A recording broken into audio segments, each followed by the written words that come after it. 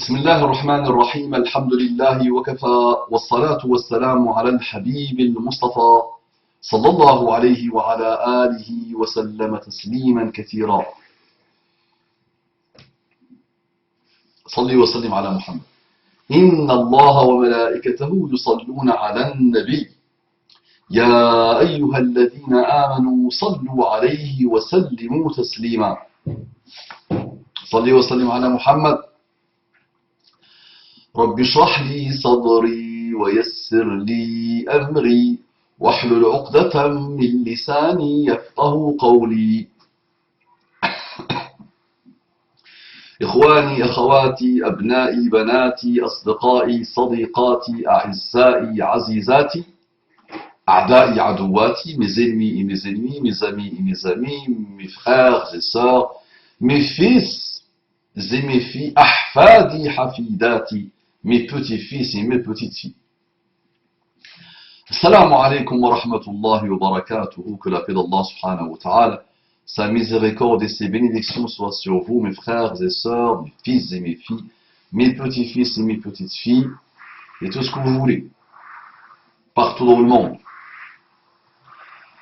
Bonjour, bonsoir, bon appétit, bon ce que tu veux, mon frère, ma sœur, non musulman, partout dans le monde, j'ai beaucoup d'affection pour toi, ne l'oublie pas. Ne l'oublie pas, j'ai beaucoup d'affection pour toi. J'apprends de toi et j'avance avec toi dans le respect, la joie et la bonne humeur, et l'affection et l'empathie, toutes les bonnes choses qui caractérisent l'humain et le citoyen. Et ensuite, le religieux, si la personne choisit d'être connecté à Dieu sous forme d'une religion.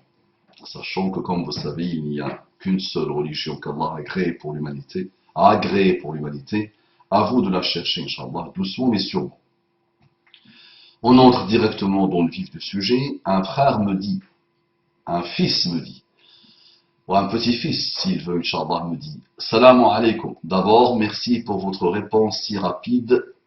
Je suis plutôt un fils qu'un frère. J'espère un futur frère. Je n'ai pas assez de temps écoulé dans le sablier de ma vie. Si tu es très jeune, masha'Allah, ça fait plaisir de voir ce niveau de sagesse, masha'Allah, cette belle plume où il n'y a pas de faute, masha'Allah, ça fait vraiment plaisir qu'Allah te bénisse. Donc tu as quel âge? 14 ans, 13 ans, 15 ans, 16 ans, masha'Allah. Donc si tu veux, je te considère même comme mon petit-fils. C'est vrai que si on m'avait marié,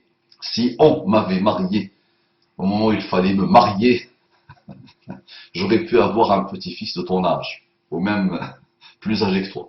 Qu'Allah te bénisse. Qu'Allah te donne une longue vie pleine de guidée, pleine de santé. Qu'Allah apaise ton cœur. Qu'Allah t'accorde encore plus d'excellents comportements. Qu'Allah change le monde par ton action. Qu'Allah guide ceux que tu aimes. Qu'Allah t'aide à réaliser tout ce que tu veux pour toi-même, pour ta famille, pour le monde. Qu'Allah nous accorde la sincérité du cœur et des actes. Il me dit, cela me fait plaisir de vous avoir fait plaisir. Wallahi, tu m'as fait plaisir. Alhamdulillah. Les gens sont pessimistes. Et ça parle toujours des trains qui n'arrivent pas à l'heure. Alors qu'il y a, alhamdulillah, beaucoup de trains qui arrivent à l'heure, beaucoup d'avions qui arrivent à l'heure. Et beaucoup de belles choses qui se préparent, alhamdulillah, et c'est encore de mieux en mieux, quoi qu'on dise. Alhamdulillah. Cela me fait plaisir de vous avoir fait plaisir, bien que cela ne soit que mon ressenti et mon jugement qui se sont exprimés. La première vidéo, cours de rattrapage, a été celle de Allah n'est pas Dieu. Vidéo dans laquelle, d'ailleurs, et entre autres, vous avez fait comprendre que pour comprendre la révélation du Coran, il fallait nécessairement parler l'arabe et connaître le contexte culturel dans lequel il a été révélé. Très bien. Une petite faute ici, il y a un verbe avec ER, très bien. Qu'Allah te bénisse. Ok. Je suis plus ou moins d'accord, parfaitement, très bien, il faut connaître l'arabe. Allah parle de l'arabe dans le Coran. Et je dis toujours à mes étudiants en arabe littéraire, comment vous savez que le Coran est la parole d'Allah? La réponse est quoi? On nous a dit, on m'a dit, j'ai grandi dans une famille où, ah oui, le Coran est la parole d'Allah. Oui, très bien, le Coran est la parole d'Allah. Oui, mais comment? C'est quelqu'un qui te l'a dit, c'est ça. Le prophète a dit, non. Est-ce que le Coran est la parole d'Allah? La question. Si tu es croyant, tu dois atteindre ça par toi-même, toi-même. Comme ceux qui ont vu descendre le Coran, tu dois faire ce travail nécessaire et vital et primordial, condition sine qua non de la foi, de chercher, et de l'attester et d'avoir la certitude. Tu ne peux pas, dans ce type de questions, croire à ce qu'on t'a dit. On m'a dit, l'imam du quartier a dit, j'ai vu mon père prier, le Coran est la parole d'Allah, on nous a dit qu'il y a des miracles scientifiques dans le Coran, très bien, oui. Mais tu dois faire, toi, ce travail nécessaire pour avoir la certitude la plus complète, without doubt, sans aucun doute, que le Coran est la parole d'Allah. Sinon, c'est la flemmardise intellectuelle, la flemmardise spirituelle, et surtout que tu es un athée qui s'ignore. D'accord? Et au moindre problème, à la moindre question, à la moindre interrogation, tu pourras douter de la parole d'Allah subhanahu wa ta'ala. Donc, beaucoup de musulmans n'ont pas fait ce travail, et c'est vrai que pour faire ce travail, la porte s'appelle l'arabe littéraire. Très bien. J'avais déjà en projet d'apprendre beaucoup de langues, mais depuis peu, la priorité d'apprendre l'arabe, entre parenthèses, pour répondre à la curiosité que le Coran attise chez moi, est devenue évidente. Ce n'est pas qu'une curiosité, tu t'exprimes avec tes mots, masha'Allah, mais crois-moi que c'est la question des questions. C'est la question de toute vie. Et tous ceux qui n'ont pas ouvert le Coran se sont égarés à l'infini, ont erré à l'infini, même les plus grands philosophes, plus grands, tu le mets entre guillemets, entre parenthèses, se sont égarés et ont erré. Et ceux qui se prennent pour des gens intelligents aujourd'hui, les matérialistes et les athées, les pauvres, mais vraiment j'ai pitié d'eux, parce qu'ils n'ont pas ouvert le Coran. Et parce qu'ils n'ont pas fait ce choix, d'accord, de comprendre le Coran et de le voir descendre directement, comme l'ont vu Sahaba. C'est vraiment ça, le miracle d'Allah subhanahu wa ta'ala. C'est qu'ils l'ont vu descendre, ils l'ont analysé, ils ont vu son côté parfaitement extra-humain, extraterrestre, extra-autre créature, et ils ont vu, ils ont su, ils ont eu la certitude totale que c'est la parole d'Allah. Très bien. Donc je t'encourage vivement de te lancer et de prioriser l'apprentissage de l'arabe littéraire en fonction de ton temps. Étudie, travaille, et quand tu as le temps, Inch'Allah, priorise l'arabe littéraire. Et je t'invite vivement à venir apprendre au sein de l'Oasis de l'Excellence le projet d'apprentissage de l'arabe littéraire qui entame sa 6e année et qui ne pourra que t'accompagner vers le bilinguisme et même vers l'arabe maternel. D'accord? Je t'invite vivement à t'inscrire. Il me dit, d'ici ma maîtrise de cette langue, voilà les premières questions que j'aimerais vous soumettre. 2 points. J'ai souvent entendu dire, entre parenthèses, et pas à la télé, enfin si, mais je me fiche de ce qu'ils racontent, hormis les infos essentielles. Non, tu t'en fiches pas parce qu'ils ont semé le doute. La télé, les magazines, les journaux, les médias, les mass médias, d'accord, tes copains à l'école, tes copines à l'école, tout cela répète les pauvres ce qu'on leur a dit. On leur a dit le Coran est un livre de guerre, le Coran n'est pas la parole de Dieu, le Coran est une inspiration satanique. Donc comme les musulmans, on leur a dit que le Coran est la parole d'Allah, donc ça suffit pour dire ok, le Coran est la parole d'Allah. Et les ennemis d'Allah, ou les gamins qui se préparent pour être les ennemis d'Allah, ou ceux, les pauvres qui ne sont ni ennemis d'Allah, ni amis d'Allah, ils errent, ils sont perdus dans ces récits, dans ces narrations, et dans ces racontards, et dans ces légendes, et dans ces rumeurs, qui n'arrêtent pas d'attaquer le Coran. Très bien. Donc, ils ont quand même distillé ce doute.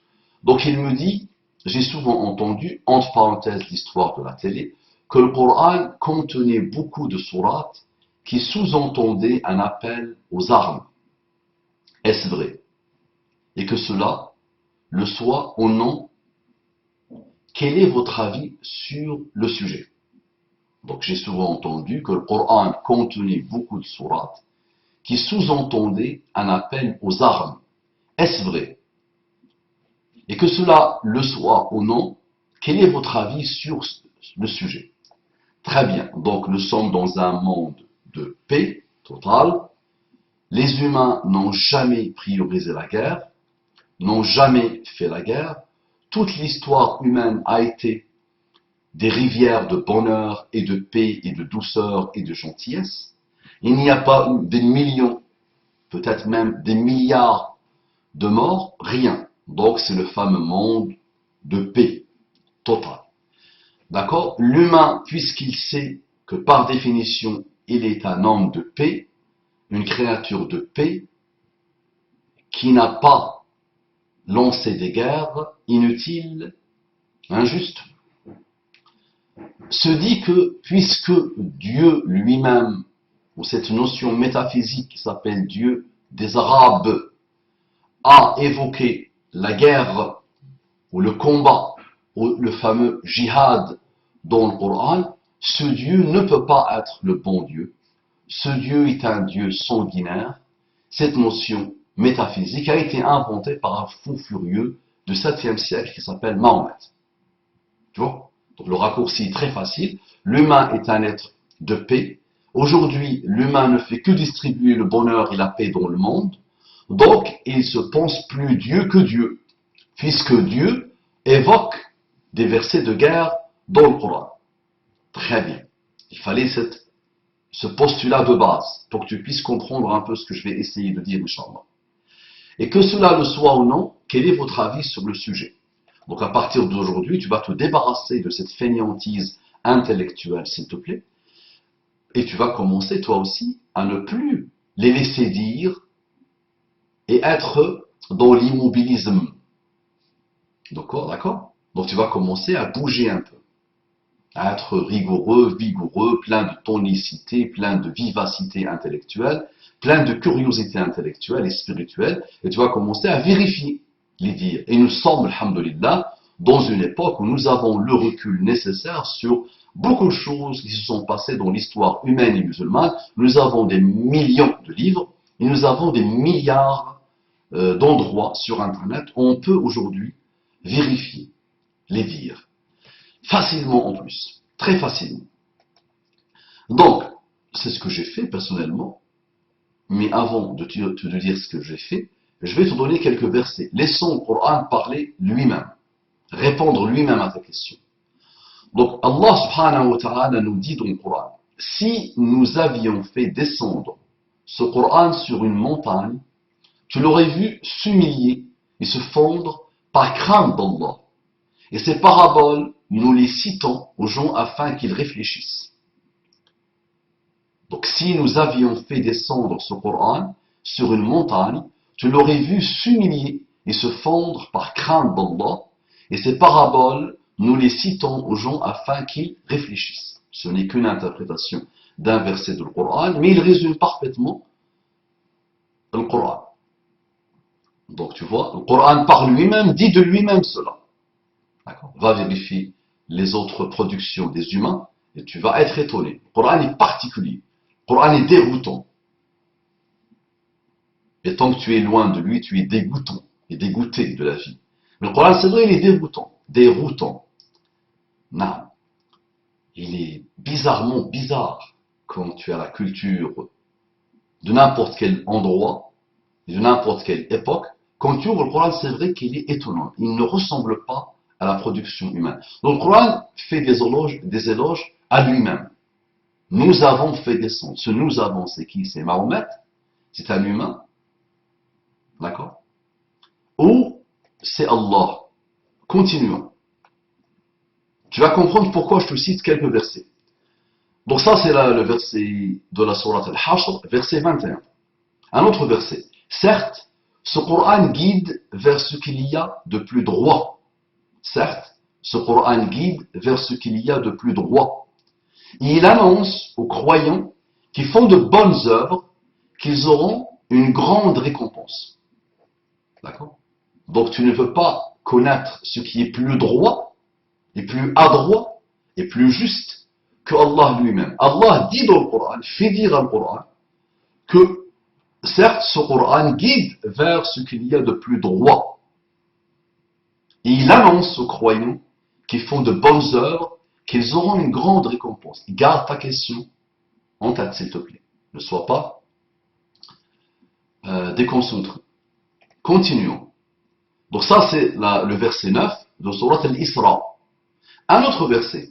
Un livre dont, D-O-N-T, les versets sont détaillés et clairement exposés, entre parenthèses. Un Coran arabe pour des gens qui savent.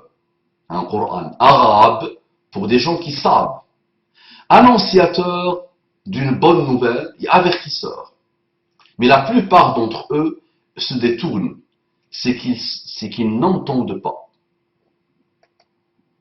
Donc ne te détourne plus du Coran et regarde ce que Allah fait dire au Coran. Dit du Coran. Un livre dont les versets sont détaillés. Entre parenthèses, est clairement exposé. Un Coran arabe pour des gens qui savent. Annonciateur d'une bonne nouvelle et avertisseur. Mais la plupart d'entre eux se détournent, c'est qu'ils n'entendent pas. Donc ça, c'est les deux versets 1 et 2 de Surat Fussilat. Un autre verset. Ceux qui ne croient pas au rappel, ici c'est le Coran, ceux qui ne croient pas au rappel, quand il leur parvient, alors que c'est un livre puissant, inattaquable. D'accord? Ceux qui ne croient pas au rappel, ici c'est le Coran, il veut parler du Coran, quand il leur parvient, alors que c'est un livre puissant, inattaquable. Donc Allah te lance ce défi. Le Coran est inattaquable. Il faut juste avoir l'honnêteté intellectuelle d'aller vérifier à chaque fois ce qu'on te raconte du Coran. Il est infini et il te borde à l'infini. Tu peux vivre des milliards et des milliards d'années, plusieurs vies. À chaque fois, il va t'étonner. À chaque fois, il va te dérouter. À chaque fois, il va t'émerveiller. À chaque fois, il va répondre à tes questions, quelles qu'elles soient. À chaque fois, il va te permettre de méditer sur toi-même, sur ta relation avec Allah, sur le monde qui t'entoure, quelle que soit la génération, et quel que soit le monde, et quel que soit l'endroit, et quelle que soit l'époque. Donc il continue, il dit, le faux ne l'atteint pas. La ya'tihi al-batil. Le faux ne l'atteint pas. D'aucune part, ni par devant, ni par derrière. C'est une révélation émanant d'un sage digne de louange. Le faux ne l'atteint pas. D'aucune part, ni par devant, ni par derrière. C'est une révélation émanant d'un sage digne de louange. Donc normalement, tu vois ce qu'il dit dans le Coran. Regarde ce qu'il fait dire dans le Coran. D'accord?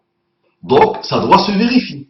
Quand il dit que le faux ne peut pas l'atteindre, ne peut pas le toucher, la falsification ne peut pas le toucher, l'imperfection ne peut pas le toucher, d'accord? Ça doit être vérifié. Si je ne le vérifie pas, ben je dis ce n'est pas une parole divine. Ce n'est pas une parole d'Allah. Point barre. Très bien. Continuons. Garde toujours à l'esprit ta question. Ça, c'était les versets 41, 42 de la sourate Fussilat. Maintenant, à la lumière de ces quelques versets, je te dis que j'ai déjà répondu à ta question. Donc je t'invite à aller voir le verbe tuer dans le Coran. Donc moi, je suis parti directement dans le Coran. Et j'ai pris ces fameux versets. D'accord? Et je les ai juste lus et un tout petit peu commentés. D'accord? Il n'y a pas mieux. On me dit que le Coran ici, on me dit que l'Iliade ici, on me dit que la Constitution française est ça aussi, ben je l'ouvre. Je l'ouvre et je me penche dessus. Et je l'analyse d'abord avec mon cerveau, avec tous les raisonnements humains qui existent. Et à chaque fois, ça va me bouleverser. Et à chaque fois, je vais dire, je ne peux que dire, cette parole ne peut pas être humaine. Ce n'est pas possible. À ce stade, tu es encore francophone. Donc tu as l'interprétation du Coran en français, elle va t'aider. Petit à petit, tu diras encore ça, encore mieux, Inch'Allah, le jour où tu commenceras à étudier, à approfondir, à maîtriser l'arabe littéraire. D'accord? Mais par rapport à n'importe quelle problématique, tu peux prendre une interprétation du Coran et tu ouvres le Coran et tu dis, ok, on m'a raconté qu'il y a des versets de guerre, puisque nous sommes des gens de paix, on ne peut pas supporter que ce bon Dieu parle de guerre, puisque nous sommes, nous, plus Dieu que Dieu. On va vérifier. Alors, Donc je l'ai fait ça, ce travail je l'ai fait. Donc je te donne quelques rappels, il y en a tellement, mais je te donne quelques-uns. Donc conseil de visionnage, le verbe tuer dans le Coran. Je te mettrai, Inch'Allah, ce texte dans l'objet, dans le corps de ce rappel. Un autre rappel, les versets belliqueux du djihad. Les versets belliqueux du djihad. Et un troisième, le Coran est un livre de guerre. Donc les trois, le verbe tuer dans le Coran, les versets belliqueux du djihad, le Coran est un livre de guerre. Je te conseille vivement d'aller les visionner et ils répondront à ta question et tu pourras vérifier par toi-même. Ouvre le Coran et va vérifier ces versets. Moi, je les ai limités, je les ai posés, je les ai lus et commentés. Très bien. Donc ça, c'est la première question. Maintenant, je pourrais quand même te dire quelques petites choses. Non. Donc tu sais très bien que l'être humain n'est pas, par définition, quelqu'un qui aime la paix et qui vit dans la paix. D'accord? Si le Coran avait dit que tout est beau, tout est joli, tu vas dire que c'est pas possible. Non, l'histoire humaine et musulmane prouve et montre et démontre que non, tout n'est pas beau, tout n'est pas joli. Le Coran a résumé l'être humain parfaitement. Il l'a résumé parfaitement. Je te donne un verset que je cite souvent. وَنَفْسٍ وَمَا سَوَّاهَا فَأَلْهَمَهَا فُجُورَهَا وَتَقْوَاهَا قَدْ أَفْلَحَ مَنْ زَكَّاهَا وَقَدْ خَابَ مَنْ دَسَّاهَا. Par l'âme et celui qui l'a façonné. Allah jure, et il dit par l'âme et celui qui l'a façonné. Et il lui a inspiré le mal et le bien. Mauvaise traduction, une traduction approximative. Réussira celui qui fera grandir, fructifier le bien en lui. Et échouera celui qui fera grandir le mal en lui. D'accord? Donc va étudier ces versets, Inch'Allah, et tu comprendras que le faux, le batil, ne peut pas s'approcher du Coran. Du tout, du tout, du tout. Donc à chaque fois, tu vas être, ah oui, le verset, maintenant si je le lis, je lis ce qu'il y a avant, je lis ce qu'il y a après, ça change tout. Et là, tu vas voir que ça va te border, ça va te contenir, ça va t'étonner, Inch'Allah. Très bien. Deuxième question. J'ai toujours craint, concernant les livres saints, qu'ils puissent, au fil de l'histoire, être corrompus par des hommes de pouvoir à des fins politiques, ou autres raisons basses. Et est-ce que, de votre expérience, vous sauriez dire, voilà, si le Coran l'a été? Et si oui, quelles sont les sourates où il n'est pas la peine de s'attarder? Si, il faut s'y attarder. Le même principe que tout à l'heure. Donc simple, s'il y a une lettre de rajouter ou d'enlever dans le Coran, s'il y a un sens de rajouter ou d'enlever dans le Coran, s'il y a un verset de rajouter ou d'enlever dans le Coran, je deviens mécréant par rapport au Coran. D'accord? Je le jette. Je dirais qu'il n'est pas la parole de Dieu, qui n'est pas la parole d'Allah. D'accord? Donc je ne vais pas adorer les humains. Je ne vais pas vénérer les humains. Je ne vais pas tomber dans les affabulations, d'accord? Dans les rêves éveillés, dans les cauchemars éveillés, qui vont s'appeler religion des humains. Le Coran est la parole d'Allah, et le Coran est le miracle des miracles. Le Coran est la constitution de vie, l'hygiène de vie, et le système qui invite le musulman à réfléchir, à avancer, à vivre sa vie, à participer, à être un bon humain, un bon citoyen, un bon musulman, à essayer d'être, plutôt, à essayer d'être. Il va se déployer toute sa vie grâce à cette lumière, grâce à ce phare, grâce à cette minaret de vérité absolue qui s'appelle le Coran. Et le Coran invite à la réflexion, invite à l'effort intellectuel. Donc, laissons le Coran répondre à ta question. Allah dans le Coran dit, en vérité, c'est nous qui avons fait descendre le Coran et c'est nous qui en sommes gardiens. Je répète, en vérité, c'est nous qui avons fait descendre le Coran et c'est nous qui en sommes gardiens. Inna nahnu nazzalna dhikra wa inna lahu lahafidhun. C'est nous qui avons fait descendre le Coran et c'est nous qui devons le préserver. Une autre traduction. Inna lahu lahafidhun. Nous allons le protéger, le préserver de toute falsification. D'accord? Donc le Coran répond par lui-même à ta question. Mais n'oublie pas la première question la plus importante que je donne à chaque fois. C'est est-ce que Dieu existe?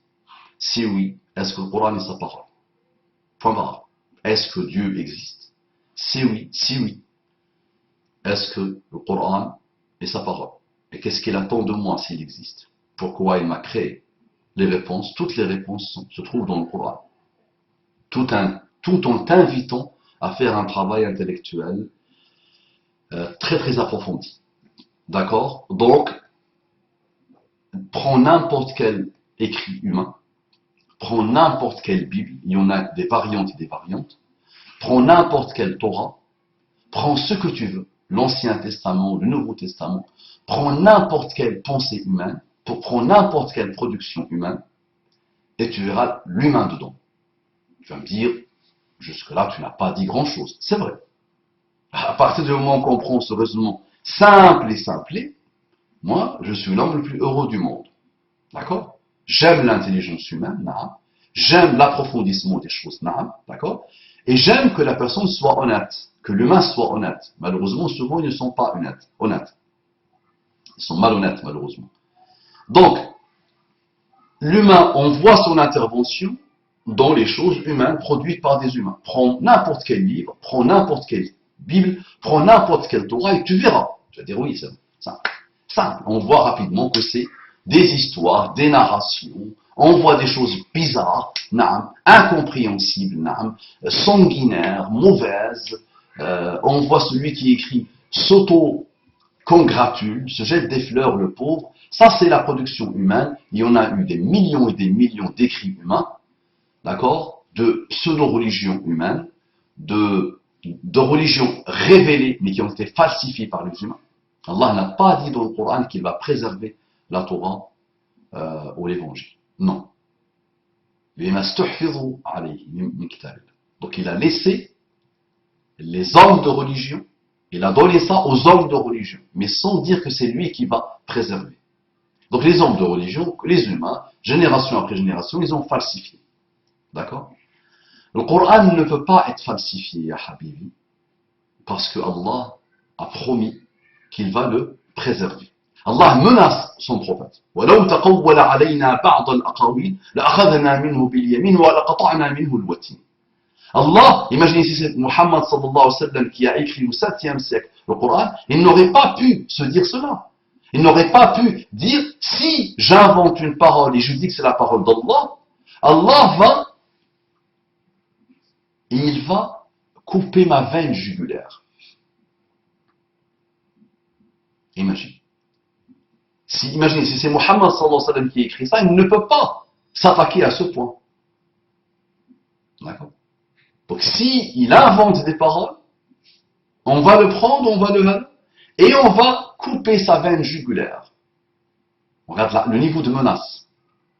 Quand tu parcours le Coran, tu vois un style qui n'a pas existé avant l'avènement du Coran et qui n'a pas existé après l'avènement du Coran. Et le Coran défie l'humanité en disant inventer, fabriquer, élaborer, diverser.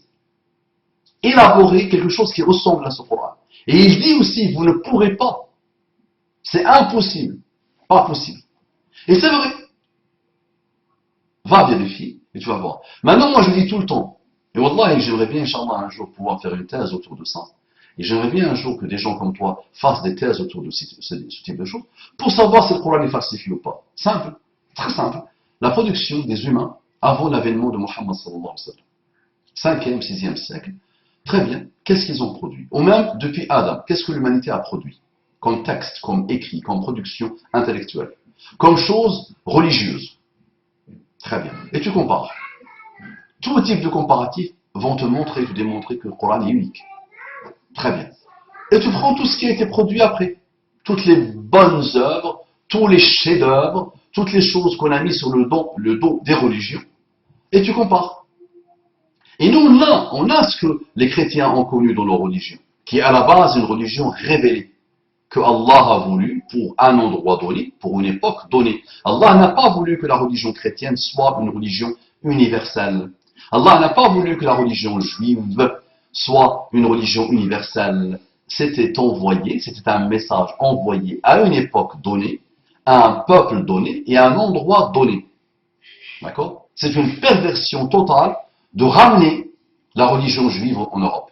C'était une perversion totale. Et vous avez vu, qu'est-ce que ça a coûté aux Européens, dans leur histoire, le fait de ramener la religion chrétienne et de l'imposer, avec Clovis à l'époque, aux barbares et aux autres, à ceux qui habitaient ces pays de l'époque. Vous avez vu combien de rivières ça a coûté, d'accord, de sang, et combien aujourd'hui l'humanité ne veut plus entendre parler de religion, d'accord. La cruauté, la tyrannie, le despotisme, l'anarchie totale de cette pseudo-religion chrétienne, d'accord, qui était humaine malheureusement, a fait aujourd'hui, le choc c'est quoi? La réaction c'est quoi?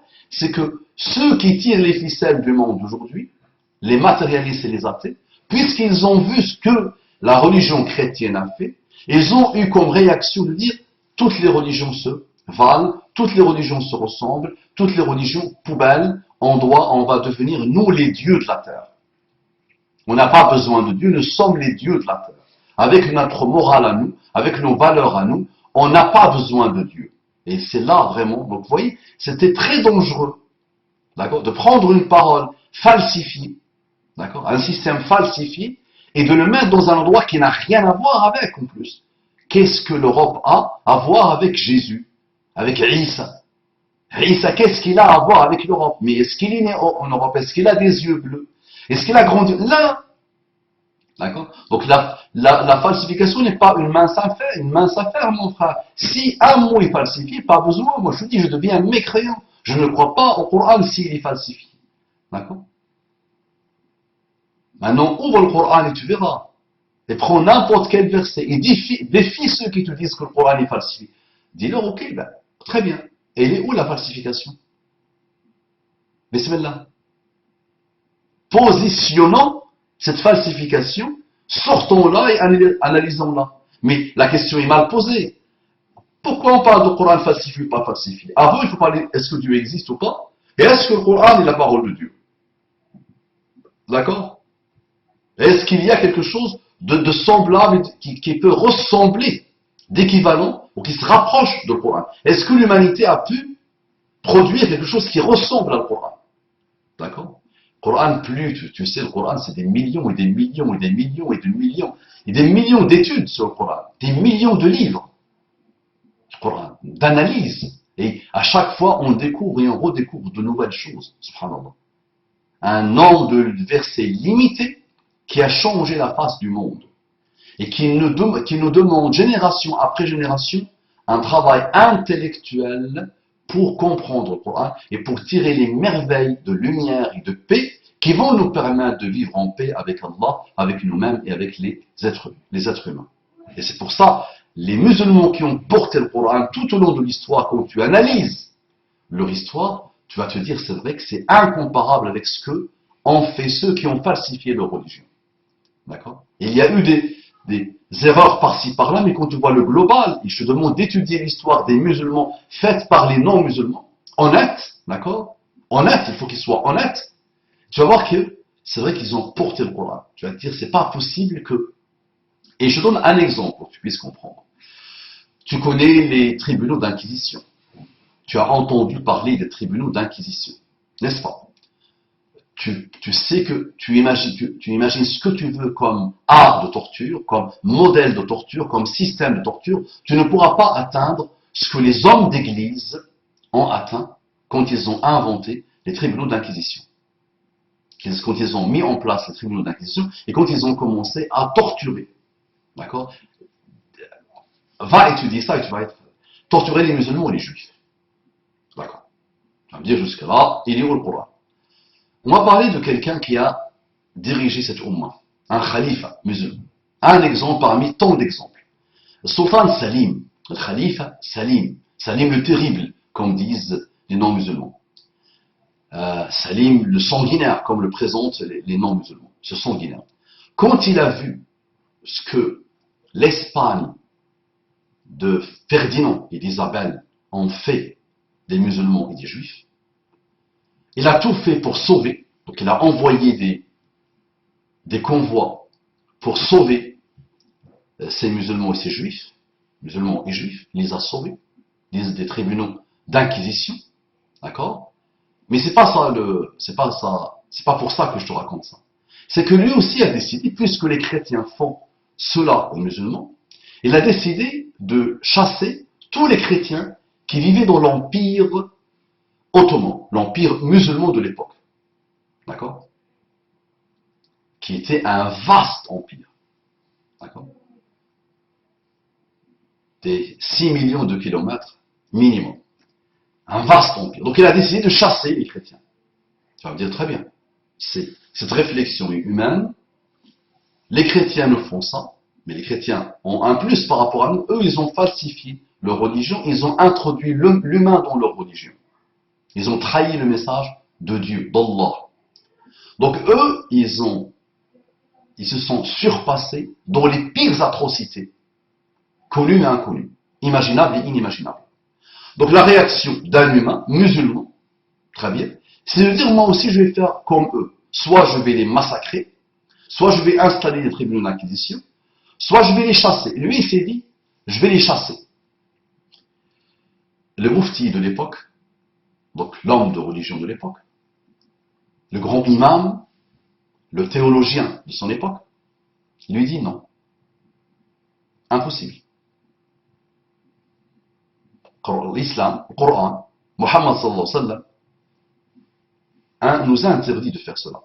Tu vois? Donc ça, c'est la différence entre une parole divine et une parole humaine, falsifiée. D'accord? Et c'est vrai qu'on a vu porter ce Coran par les musulmans tout au long de l'histoire musulmane. Ils observent juste les musulmans de bas niveau, de bas étage. Ceux à qui on a raconté que le Coran est la parole d'Allah en plus. C'est même pas ceux qui ont su par leur propre cœur et par leur propre raison que le Coran est la parole d'Allah. Je demande juste de voir les musulmans de bas niveau. Tu vas voir, ils vont t'étonner. Même les drogués parmi eux, même les ivrognes parmi eux, tu vas voir qu'il y a des choses chez eux, vraiment qui vont t'étonner. D'accord? Observe, Inch'Allah. Maintenant, si tu parles des musulmans qui lisent la parole d'Allah subhanahu wa ta'ala et qui veulent l'appliquer dans leur vie, là, tu seras. Et là, va voir Salah ad-Din al-Ayyubi. Tu entends parler de Salah ad-Din al-Ayyubi, n'est-ce pas? Va étudier toutes ces vies de grands empereurs, de grands chevaliers, de grands mujahid de la Ummah islamiyya, comment ils ont appliqué, comment ils ont vécu le Coran. D'accord? Très bien. Donc ça, c'était en vérité, c'est nous qui nous avons fait descendre le Coran et c'est nous qui en sommes gardiens. Et j'ai fait beaucoup de rappels, plus de 1000 rappels autour de ce type de choses. Tu pourras, Inch'Allah, les analyser. Si il te reste encore des questions, ne sois pas feignant, va approfondir. Très bien, il n'y a plus de tabou, le monde est ouvert, va approfondir. On n'a peur de rien, alhamdoulilah, et on est sûr et certain de ce qu'on avance, parce qu'on n'avance rien de nous-mêmes, il suffit juste d'ouvrir le Coran et d'ouvrir la vie de Muhammad sallallahu alayhi wa sallam, celui qui a vécu le Coran, et d'ouvrir les plus grands hommes et les plus grandes femmes que l'humanité a connus et qui ont vécu le Coran, et qu'on parlait avec ceux qui ont suivi les paroles falsifiées humaines. Et là, on veut devenir plus Dieu que Dieu. C'est ça qui est extraordinaire. La boucle a été bouclée d'une manière satanique, subhanallah. Très bien, donc ça c'était, en vérité, c'est nous qui nous avons fait descendre le Coran et c'est nous qui en sommes gardiens. Al-Hijr, verset 9 de Surat Al-Hijr. Et il continue le frère, pour la dernière des premières questions. Cela concerne la polygamie du prophète Muhammad sallallahu alayhi wa sallam. Il dit paix et bénédiction sur tous les messagers de Dieu.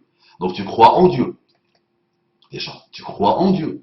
Et tu penses que Muhammad sallallahu alayhi wa sallam est le messager de Dieu.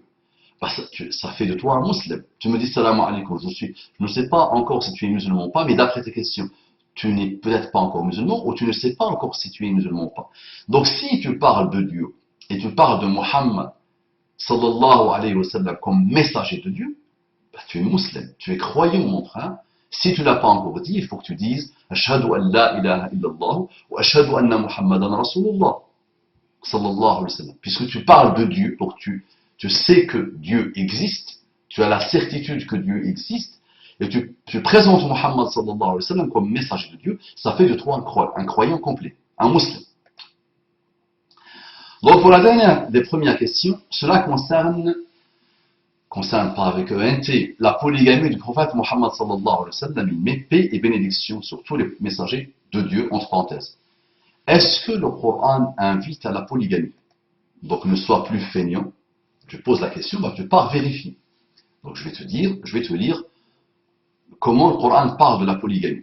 Donc le Coran dit, et si vous craignez de n'être pas juste envers les orphelins, regarde bien, il parle de justice, et si vous craignez de n'être pas juste envers les orphelins,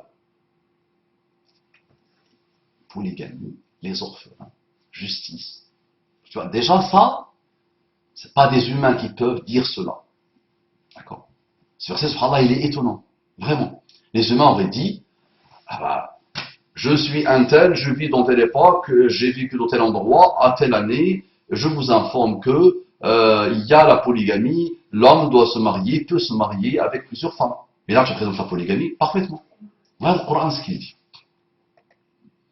Et si vous craignez de n'être pas juste envers les orphelins, c'est une interprétation de la parole d'Allah. D'accord. Que suffit largement pour que tu puisses comprendre que c'est déjà déroutant à chaque fois. Et si vous craignez de n'être pas juste envers les orphelins, il est permis d'épouser 2, 3 ou 4 parmi les femmes qui vous plaisent. Donc il est permis d'épouser 2, 3 ou 4 parmi les femmes qui vous plaisent. Mais si vous craignez de n'être pas juste avec celle-ci, mais si vous craignez de n'être pas juste avec celle-ci, alors mariez-vous avec une seule, ou des esclaves que vous possédez. Cela afin de ne pas faire d'injustice, ou afin de ne pas aggraver votre charge de famille. Donc l'interprétation essaye de comprendre un peu le verset. Donc il met entre parenthèses, afin de ne pas faire d'injustice, entre parenthèses, ou afin de ne pas aggraver votre charge de famille. Voilà. Donc là, il y a une présentation de la polygamie dans le Coran. Donc la réponse est oui à ta question. Est-ce que le Coran parle de la polygamie? Oui. Est-ce que le Coran invite à la polygamie? Ah, donc, bismillah. Est-ce que le Coran invite à la polygamie? Relisons le verset. Et si vous craignez de n'être pas juste envers les orphelins, donc il parle de justice, il parle d'orphelins, il est permis d'épouser 2, 3 ou 4 parmi les femmes qui vous plaisent. Mais si vous craignez de n'être pas juste avec celle-ci, donc si tu penses que tu ne vas pas être, que tu vas être injuste, que tu vas traiter cette femme injustement, Allah te demande de te contenter d'une seule, ou des esclaves que vous possédez. Cela afin de ne pas faire d'injustice, entre parenthèses, ou afin de ne pas aggraver votre charge de famille. Donc il invite ou il n'invite pas. Maintenant, il faut encore qu'on ne soit pas plus Dieu que Dieu, plus divin que divin, plus Zeus que Zeus. Hein? Bismillah. Comment était l'humanité avant le 7e siècle dans son rapport avec les femmes? Est-ce que chaque homme de l'époque prenait une fleur et disait avec les pétales, en les coupant des fleurs, elle-même, il coupe une, elle-même pas une, elle-même pas une, je l'aime, je coupe, je l'aime pas, je coupe. Est-ce qu'il y avait ce film, ce feuilleton à l'eau de rose, qui prétend que les hommes se contentaient d'une seule femme? Et est-ce qu'à l'époque, les femmes disaient aux hommes, « Oh non, non, non, non, non, vous ne vous contentez pas d'une seule femme, moi je ne peux pas comprendre ça, allez vous faire voir. » Non. Donc, attention, c'est très subtil, ça va m'attirer des problèmes cette histoire. Très très subtil. Je n'ai pas encore fini le raisonnement. Ceux qui vont prendre une partie et qui vont partir jouer avec, non. Bismillah. Continuons l'histoire. Donc, est-ce qu'à l'époque il y avait ça? Non. Les hommes de l'époque avaient une infinité de femmes.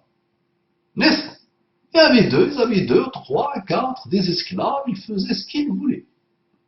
Tu as même dans les livres de religion, n'est-ce pas, évangiles et autres, tu as aussi que le prophète David avait beaucoup de femmes, on les compte même en centaines, n'est-ce pas? Tu prends, la France n'existait pas à l'époque, tu prends la France, l'endroit, les Francs, la terre des Francs, la terre des barbares, ces terres-là, l'Europe d'aujourd'hui, les gens avaient beaucoup de femmes, n'est-ce pas? Donc, première chose étonnante qu'aucune religion a fait, ou qu'aucune pseudo-religion a fait, c'est la présenter la polygamie d'abord, c'est un choix d'Allah, en parlant de la justice 3 fois minimum, dans ce verset. Très bien, bon. Mon rapport avec la femme, il y a le mot justice dedans. Parfait, bien. Et il a limité le chiffre. Le chiffre était des dizaines, des centaines, une infinité, fais ce que tu veux à l'époque. L'islam est venu la limiter à 4. Tout en rappelant que si tu connais de toi, et personne ne peut te connaître plus que toi, si tu sais de toi-même que tu peux ne pas être injuste, Allah te dit de te contenter d'une seule ou des esclaves que tu possèdes.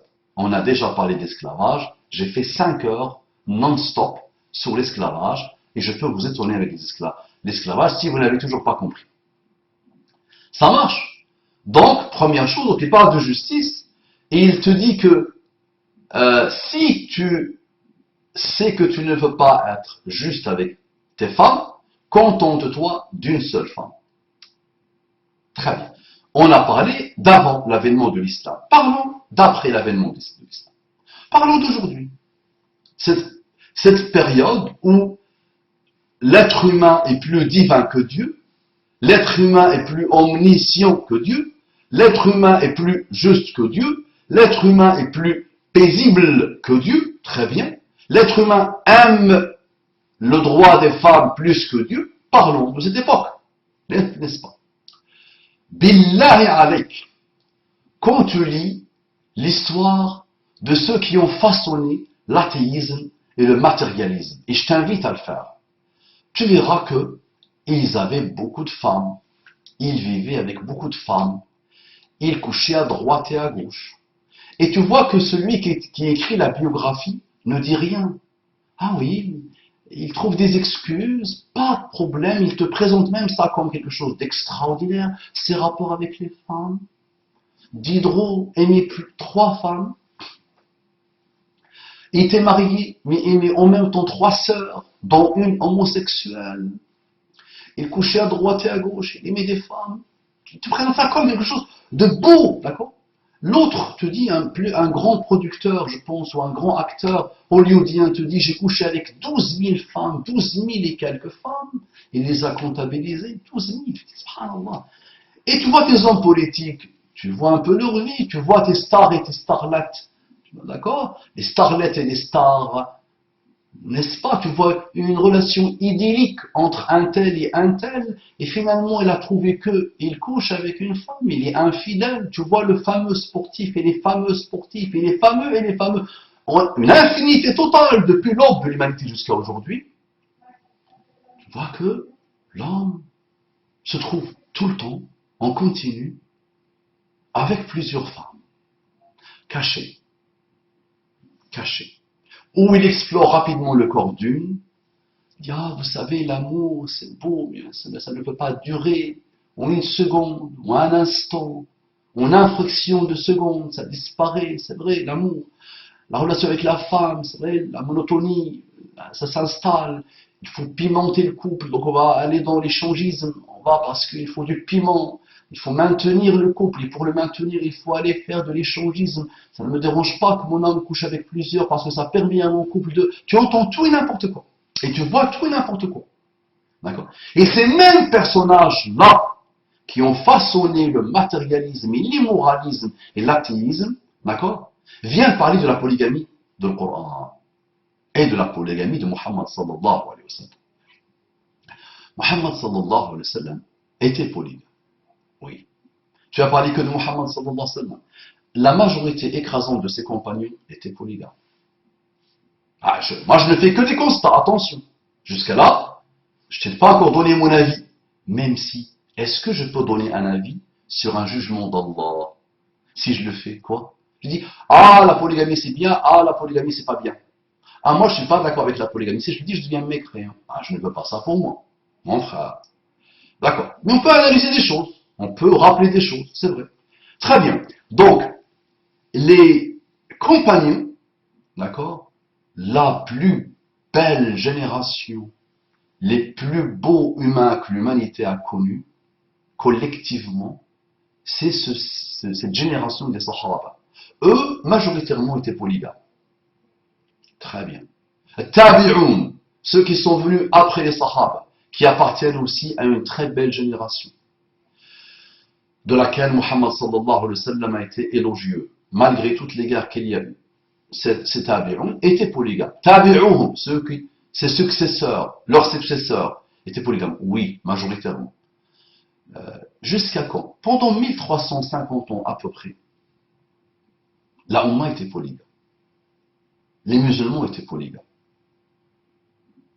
Dès que la Ummah a commencé à se frotter avec ceux qui tirent les ficelles, d'accord, on a remarqué quoi? On a remarqué que dans les hautes sphères de la Ummah, on devient moins polygame, mais plus coucheur. Plus coucheur à droite et à gauche. Plus producteur de bâtards. Plus producteur de fornication. Donc plus on a côtoyé les hautes sphères des athées, donc plus le on c'est les musulmans, plus les musulmans ont côtoyé les hautes sphères de l'athéisme et du matérialisme, plus ils ont commencé à être émerveillés par cette civilisation athée et matérialiste de progrès, plus ils ont trouvé ringard, archaïque, dépassé la polygamie.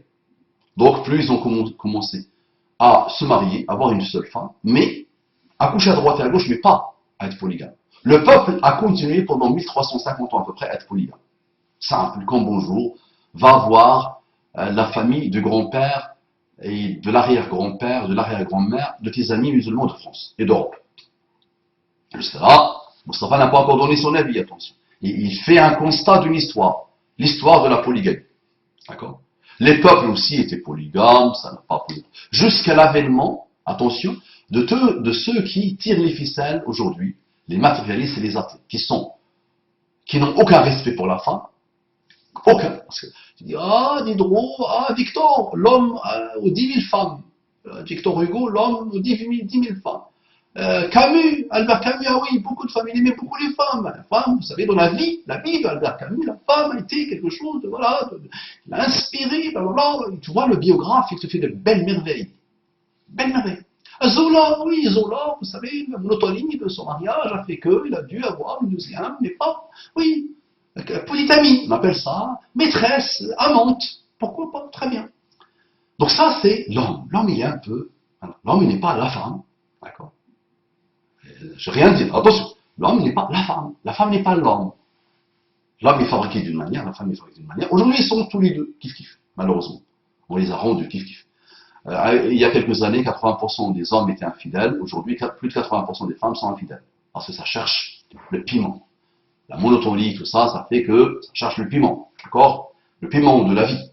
Pimenter l'existence. Non. Pimenter la relation sexuelle. La relation. Très, tout ça, c'est parfait. Très. Donc, finalement, l'humain, il reste l'humain qu'Allah a créé, l'homme. Il a besoin d'avoir. Est-ce que c'est une problématique sexuelle pour l'homme? Est-ce que l'homme a besoin de plusieurs femmes à cause d'une problématique sexuelle? Est-ce que l'homme est un pervers sexuel? Non. Non. C'est pas ça. L'homme, Allah l'a créé. La femme, Allah l'a créé.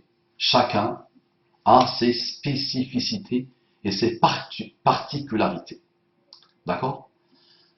Souvent, on voit que c'est pas la femme qui est partie coucher à droite et à gauche, sauf des femmes un peu spéciales.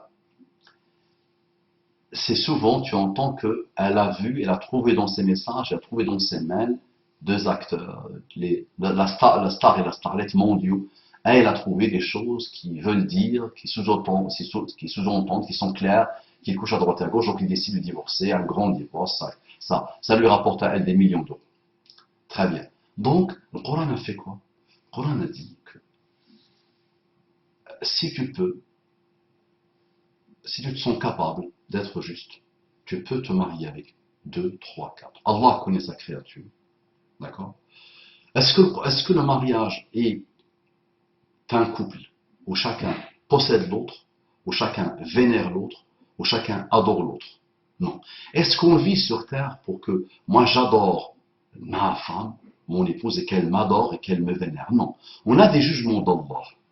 On est capable de vivre en tant que polygame et on est juste. Très bien.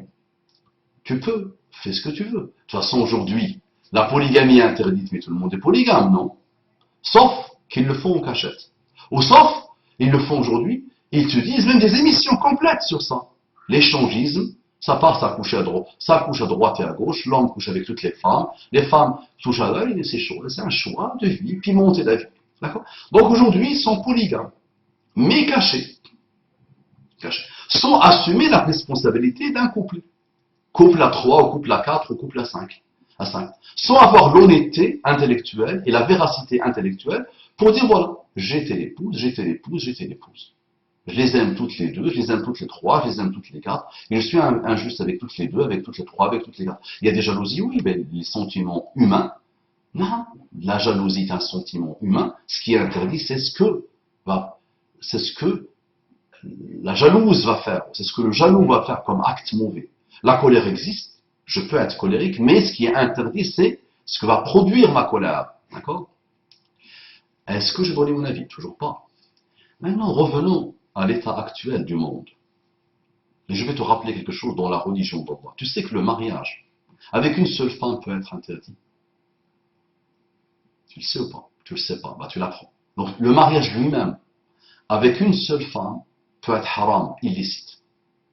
Donc là, on entre dans la religion. Donc, la religion d'Allah est un système complet. Complet. Il n'est là que pour l'intérêt de l'humain. Il n'est là que pour élever l'humain en tant qu'individu et en tant que groupe. D'accord? Donc tu sais bien que, donc tu l'apprends, que juste un mariage avec une seule femme peut être interdit en islam. Parfois, il peut être déconseillé. Parfois, il peut être obligatoire. D'abord, avec une seule femme. D'accord? Donc, dans cette époque, on ne sait même plus vivre avec nous-mêmes. Moi, en tant que Mustafa, Abou Mama, je ne sais même plus ce qu'il faut faire pour que je vive en paix avec moi-même. D'accord? Les gens ne savent même plus vivre avec eux-mêmes. Comment tu veux qu'ils sachent vivre avec une personne, que ce soit époux ou épouse? Rajoute à cela maintenant la troisième stratification. Comment il peut vivre avec alors 2 femmes, 3 femmes, 4 femmes? Donc tout est à revoir en nous, monsieur, pour mériter les exhortations de l'islam. Il y a des hommes, je dis, c'est interdit pour eux de se marier. Ils se connaissent eux-mêmes, ils savent qu'ils vont juste bousiller la vie d'une femme.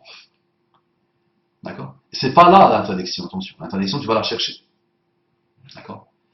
Tu vas la chercher, l'interdiction. Pourquoi parfois il est interdit de se marier? C'est toi qui vas la chercher, Inch'Allah. Mais juste, je donne quelques pistes de réflexion et de méditation. D'accord?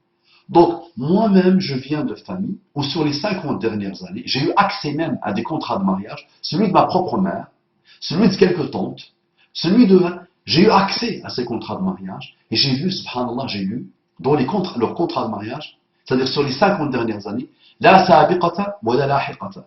C'est-à-dire, le wali, le tuteur de la femme, qui peut être ma mère, qui peut être ma tante, le wali dit, je ne veux pas question, que cet homme qui se marie avec ma fille ait eu une épouse avant elle ou après elle.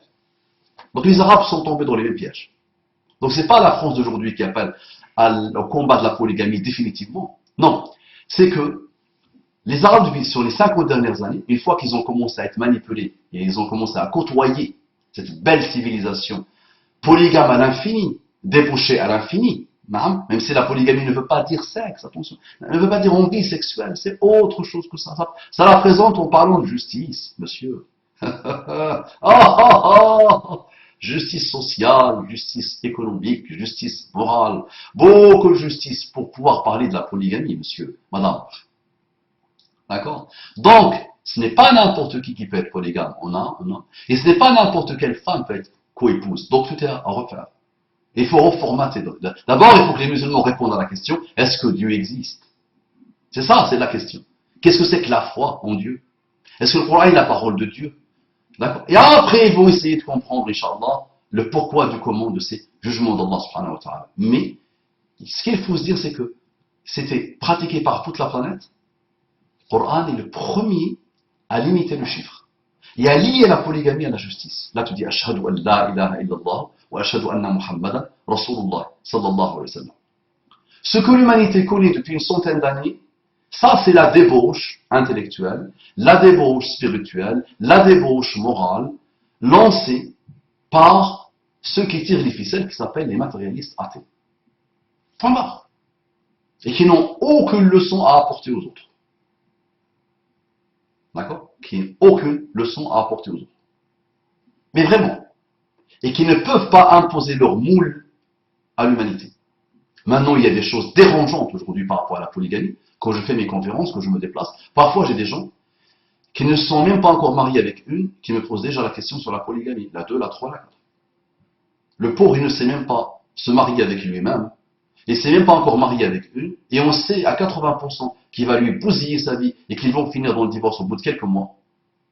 Au mieux, au bout de quelques années. 2-3 ans maximum. Lui, il parle déjà de la polygamie. D'accord? Donc ça, ce sont les produits, d'accord, de l'industrie pornographique, d'accord, du monde actuel, qui a bien reçu la dictée, et qui a bien écrit la dictée des athées et des matérialistes. Mais la polygamie n'a rien à voir avec une envie sexuelle. La polygamie ne veut pas être résumée à ça. Ça marche? Si tu ne comprends pas encore les problématiques de la polygamie, tu pourras, Inch'Allah, attirer mon attention. Maintenant, même l'Arabie saoudienne, même dans l'Arabie saoudienne, c'est même pas entre 6 à 10%. Parce que plus les humains avancent dans le temps, plus ils savent qu'ils ne savent même pas se marier avec eux-mêmes. Et comment ils vont se marier avec une seule femme, et comment ils vont rajouter une deuxième. L'homme ne sont pas prêts aujourd'hui, les femmes ne sont pas prêtes aujourd'hui. L'islam ne dit pas, mariez-vous polygamement. Il n'impose pas la polygamie. Tu as vu ce qu'il met une condition. Chacun se connaît. Est-ce que je suis juste ou pas? Maintenant, je vais t'étonner. Prépare-toi à l'étonnement. Regarde. Donc ça, c'est le verset que je t'ai cité. Et si vous craignez n'être pas juste envers les orphelins, il est permis d'épouser 2, 3 ou 4 parmi les femmes qui vous plaisent, mais si vous craignez de n'être pas juste avec celle-ci, alors une seule, mariez-vous avec une seule, ou des esclaves que vous possédez. Cela afin de ne pas faire d'injustice, entre parenthèses, ou afin de ne pas aggraver votre charge de famille. Je vais t'étonner. Ça, c'est le verset 3 de Surat An-Nisa. Écoute l'étonnement. Allah, dans la même Surat, verset 129, il dit, vous ne pourrez jamais être équitable entre vos femmes. Le Coran dit, vous ne pourrez jamais être équitable envers vos femmes, même si vous en êtes soucieux. Voilà, ne vous penchez pas tout à fait vers l'une d'elles, au point de laisser l'autre comme en suspens. Mais si vous vous réconciliez, et vous êtes pieux. Mais si vous vous réconciliez et vous êtes pieux, donc Allah est certes pardonneur et miséricordieux. Donc avec un raisonnement humain simple, et c'est des gens, même des savants musulmans, ou même des savonnettes musulmanes, ou même des gens musulmans ont sorti ce verset pour dire, ben voilà, Allah dit qu'on ne pourra jamais être polygame, puisque dans le verset d'avant, il dit contentez-vous d'une seule. Donc Allah dit, vous ne pourrez jamais être équitable. C'est-à-dire, il dit directement qu'on ne peut pas être polygame. Il y a des gens qui l'ont compris comme ça. Il y a des musulmans qui te présentent le fait que le Coran lui-même interdit la polygamie comme ça. Non. Ce n'est pas comme ça. Regarde ce que le Coran dit. Vous ne pourrez jamais être équitable entre vos femmes, même si vous en êtes soucieux. Tu sais que Pour être polygame, la condition c'est la justice.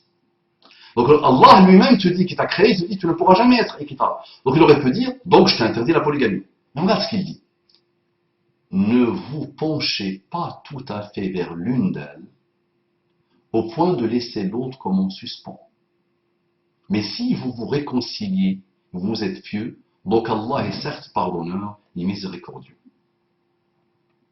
Donc finalement, la polygamie peut être une belle école vers la justice et vers la piété et vers le pardon d'Allah. Imagine, donc ce n'est pas n'importe qui est polygame, qui peut être polygame, attention. Donc, comment on a expliqué ce verset qui dit que vous ne pourrez jamais? Il y a des choses que tu peux contrôler en toi. Il y a des choses que tu peux personnifier, simples, en toi, dans ton comportement avec tes femmes ou avec ta femme. Mais il y a des choses relatives au cœur. Donc le cœur, Muhammad sallallahu alayhi wa sallam, on sait que toute sa vie, il a aimé Khadija, avec laquelle il est resté de 25 à 50 ans. De 25 à 50 ans, il est resté avec Khadija. Il ne s'est pas marié avec une deuxième, ou une troisième, ou une quatrième. Une femme beaucoup plus âgée que lui. D'accord? Qui peut être présentée dans le langage des athées d'aujourd'hui comme une cougar, n'est-ce pas? Elle avait 40 ans, il avait 25 ans. Une différence d'âge de 15 ans. 40 ans à l'époque, c'est déjà vieux. Attention, à l'époque, plus de 1400 ans déjà, c'était déjà vieux. Imagine quand il a atteint 50 ans. Lui, il avait 35 ans. 35 ans, la force de l'âge. Elle avait 50 ans. Donc une vieille dame. Il est resté avec elle jusqu'à son dernier jour. Le jour de sa mort, l'année de sa mort était la mort de la tristesse. Il était triste de la perte de Khadija. Et ensuite, Allah a voulu qu'il se marie avec plusieurs femmes, majoritairement femmes divorcées ou veuves, sauf une, Aïcha. Les femmes d'aujourd'hui, je pensent qu'elles sont meilleures chez Allah que Aïcha et que Hafsa et que les autres épouses de Muhammad sallallahu alayhi wa sallam. C'est ça qui est extraordinaire. C'est que les femmes d'aujourd'hui pensent ou se pensent meilleures que les épouses, puisqu'elles ont connu plus d'une dizaine de fois, Aïcha a connu plus d'une dizaine de fois, minimum, le mariage de Muhammad sallallahu alayhi wa sallam avec une autre. Donc ce sentiment, elle l'a connu. La femme d'aujourd'hui peut être meilleure que Aïcha. Veut être meilleure que Aïcha. Veut ne pas connaître ce sentiment. La pauvre. N'est-ce pas? Tu comprends ce que j'essaie de te dire? C'est que les femmes d'aujourd'hui dites musulmanes ne méritent pas la polygamie, c'est vrai. Méritent ce qu'elles vivent aujourd'hui, attention. Elles méritent ce qu'elles vivent. Qu'est-ce qu'on voit aujourd'hui dans le terrain? On voit le divorce qui explose, le non-mariage, la fornication qui explose, les femmes qui tombent enceintes dans des relations illicites, les hommes qui, malheureusement, mettent des femmes enceintes et qui n'assument pas leurs responsabilités. C'est le monde que nous proposent ceux qui tirent les ficelles. Donc, ne parlons plus de polygamie ou de mariage ou d'autres. Parlons de foi. Des grands principes de la foi. La foi implique une justice. Donc, avant même de te marier avec une seule femme, est-ce que tu es un homme juste ou pas? Avant même toi, la femme, avant de vouloir te marier avec un homme, est-ce que toi, tu es une femme juste? Est-ce que toi, tu es une femme qui se considère meilleure que Aïcha? Meilleure que les épouses de Muhammad sallallahu alayhi wa sallam? Meilleure que 1350 ans d'épouses? Non, il y a eu des effets pervers de la polygamie. Mais puisqu'on a avancé dans le temps, plus nous avons oublié Allah et la religion d'Allah, plus on s'est éloigné des préceptes de la religion d'Allah, plus on s'est marié pour le sexe, pour la monotonie, à cause de la monotonie, à cause de ci, à cause de ça. Il y a eu des effets pervers. Et parmi les musulmans, dits réformateurs, il y a eu quelques savants qui ont voulu rendre la polygamie extraordinairement difficile. Ça date d'il y a une centaine d'années à peu près. C'est qui? Mohammed Abdou. Mohammed Abdou, un grand réformateur, considéré comme un grand réformateur, et qui a visité la France et qui est resté un certain temps à Paris. Mohammed Abdou, quand il a vu les effets pervers de la polygamie, a commencé à vouloir rendre la polygamie intenable. Il a mis des conditions lourdes pour que les hommes ne se marient pas. Mais est-ce que, quand Allah décide que le mariage est une obligation pour l'homme musulman, capable de se marier, qui a peur de tomber dans des choses et qui veut avoir des enfants et qui est là, le mariage est obligatoire. Si l'homme qui se marie avec une seule femme la tabasse, la frappe, la violente et injuste envers elle, est-ce qu'on va dire que c'est la faute du mariage avec une seule, la monogamie, ou est-ce que c'est la faute de celui qui a donné la recommandation, l'exhortation, Allah, ou est-ce que c'est la faute de cet homme-là qui n'a pas respecté les recommandations d'Allah subhanahu wa ta'ala et qui n'a pas respecté sa foi? Applique ce raisonnement sur la polygamie elle-même. S'il y a eu des effets pervers de la polygamie, dans la polygamie, alors qu'on a connu 1350 ans de polygamie, à la fin, on a commencé à avoir des effets pervers parce que les humains, les musulmans se sont éloignés d'Allah. S'il y a un effet pervers dans la polygamie, est-ce qu'on dit que c'est la polygamie qui est mauvaise et qu'il faut jeter à la poubelle et qui est archaïque? Ou est-ce qu'on dit que les humains ne sont pas prêts, les hommes ne sont pas prêts à la polygamie parce qu'ils n'ont même plus la foi, et les femmes ne sont pas prêtes à la polygamie parce qu'elles adorent autre chose qu'Allah, parce qu'elles n'ont pas la foi. Donc tout est à faire, tout est à refaire. Donc malgré toutes les conditions dures et difficiles que Mohammed Abdou, l'Égyptien, le grand réformateur, appelé par quelques-uns le réformateur parmi 4 ou 5 réformateurs contemporains, malgré toutes les conditions qu'il a mis, les hommes ont continué à être polygames. Et des femmes ont continué à être coépouses. Et je te dis aujourd'hui, je connais un pays du Maghreb qui a rendu la polygamie interdite, qui a interdit la polygamie. C'est-à-dire qu'il a mis des conditions extraordinairement difficiles. Et il reste 0,02% de cas polygames dans ce bled. Il y a 2000 cas. Et pour ces 2000 cas, ce pays qui a pratiquement interdit la polygamie continue à faire des émissions télé où ils invitent des psychologues, des psychanalystes, des savants, des chercheurs, du blabla, pour montrer l'aberration de cet homme polygame et de cette femme qui accepte la polygamie, pour 2000 cas. Et malgré ça, dans ce pays, les hommes continuent à être polygames et les femmes appellent à la polygamie. Je te dis même qu'il y a des pays où les femmes appellent à la polygamie. Elles manifestent pour appeler à la polygamie. Parce qu'elles se voient aujourd'hui 25 ans, 30 ans, 35 ans, 40 ans, 45 ans sont époux. D'accord? Donc elles cherchent cet homme juste, qualifié par Allah lui-même de juste, pour qu'elle soit avec lui dans un mode de coépouse. D'accord? Je ne fais que des constats. Il ne faut pas que la République demain vienne me dire « Mostafa, qu'est-ce qui se passe? Tu es contre les principes de la République. De toute façon, Mostafa ne peut pas appeler à la polygamie parce que la polygamie est interdite en France.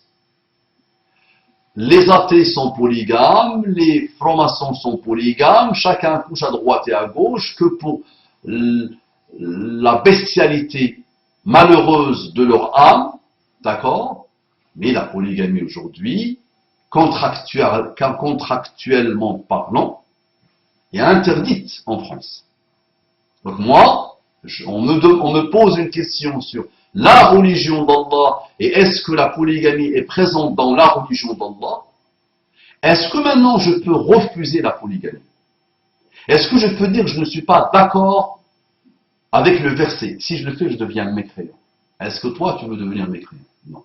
Moi, je préfère mourir des milliards et des milliards de fois. Et qu'on me coupe en des milliards et des milliards de morceaux. Et qu'on me pende une tonne de fois. Et qu'on me repende une tonne de fois. Et qu'on m'incinère et qu'on me brûle. Que d'être mécréant. Mais je peux dire aujourd'hui, comme a dit l'Albani, je suis rien à côté de l'Albani, lui a dit l'Albani, que c'est vrai que lui n'est pas très chaud dans les temps modernes pour la polygamie. J'ai entendu des polygames savants dire que si c'était à refaire, j'aurais pas fait. J'aurais pas été polygame. L'imam, parce qu'on est loin de la foi. Nous sommes très loin de la foi musulmane. D'accord? Est-ce que moi je dis comme ce cheikh, ou comme l'Albani, je dis voilà, il y a une situation qui dit aujourd'hui que les gens n'en ont plus la foi, les musulmans n'ont pas la foi, ne savent même pas se marier avec eux-mêmes, comment ils vont pouvoir se marier avec eux? Déjà, il faut qu'ils apprennent à se marier et à vivre en paix, en miséricorde et en toutes les conditions et tous les fruits du mariage. Et après, on parlera de polygamie. Ça marche. S'il y a des choses que je n'ai pas bien expliquées ou que tu n'as pas compris ou qui risquent d'être mal interprétées, il suffit de me poser des questions sans me faire dire ce que je ne dis pas. Ça marche. Assalamu alaikum wa rahmatullahi wa barakatuh.